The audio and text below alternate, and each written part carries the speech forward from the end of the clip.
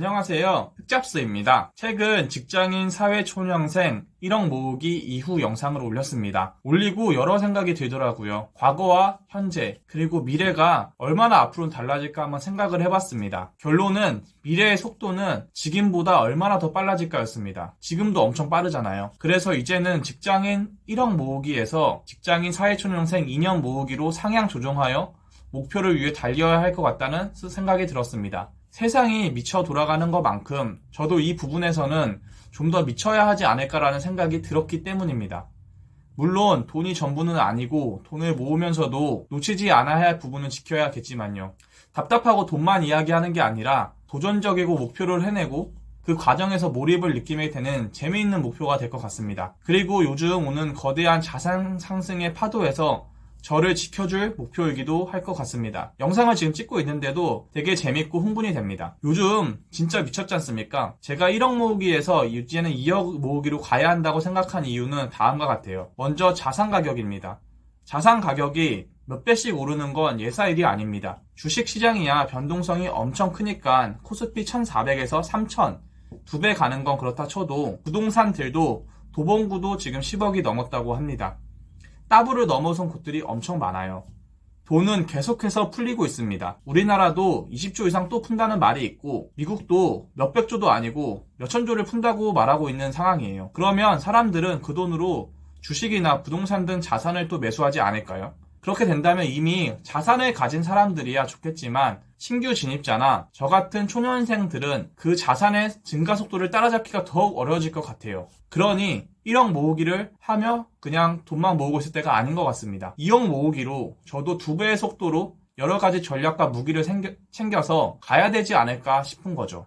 1억 모으기는 사실 고전의 돈 모으기 버전이었다고 저는 생각을 합니다. 여러 책이나 재테크 강사들이 그렇게 많이 설명을 했죠. 이제는 2억 모으기로 나아가서 절약이나 단순히 모으는 방법을 벗어나 더 많이 벌고 더 많이 굴리는 더 많이 부업을 하고 더 많이 투자를 하는 이 2억 모으기로 나아가야 한다고 생각이 들었습니다. 투잡도 가능하면 하고 투자도 2배로 공부하여 절약하는 것처럼 주식에 수를 모으면서 본업에서도 최대한 효율을 뽑아내는 슈퍼 직장인이 되어야 하지 않을까라는 생각이 드는 거죠. 왜냐하면 세상의 속도가 지금 너무 빠르게 변화하고 있기 때문입니다. 우리의 월급 본업만으로는 따라잡을 수가 없잖아요. 1억 모으기로 해서 2억 모으기로 가야 하는 이유는 1억으로는 예전의 위치에 있는 부동산이나 자산 등을 사모으기에 조금 부족하다는 생각이 들었기 때문입니다. 왜냐하면 이제는 대출도 잘 안 나오기 때문입니다. 물론 정권이 바뀌고 정책이 바뀌면 또 세상이 변하겠지만 기존에 한번 굳어진 가격들이나 이런 것들은 잘 변하지 않기 때문에 1억 모으기로는 또 시드가 부족하지 않을까라는 생각이 듭니다. 즉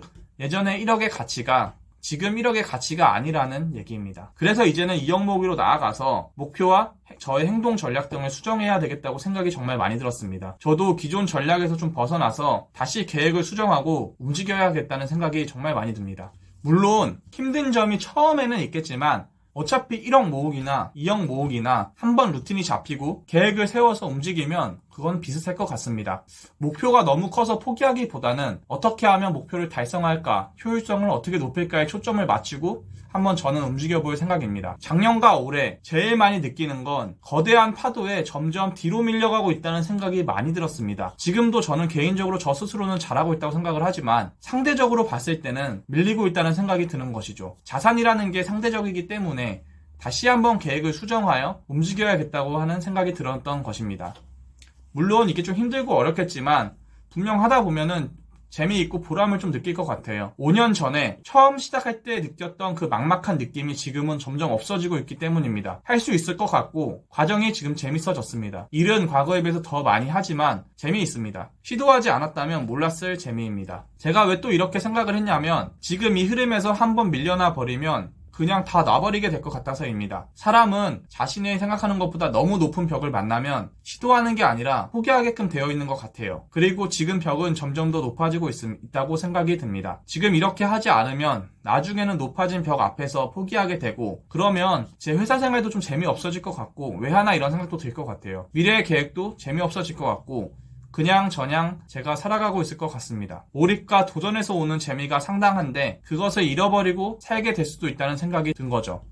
그러기 전에 좀 선제적으로 대응해서 좀 더 다이나믹하고 목표 지향적으로 한번 살고 싶어서 이렇게 한번 계획을 다시 세워봤습니다. 결론인데요. 이제는 1억 모으기에서 2억 모으기가 필요한 시기라는 제목으로 영상을 찍어보았습니다.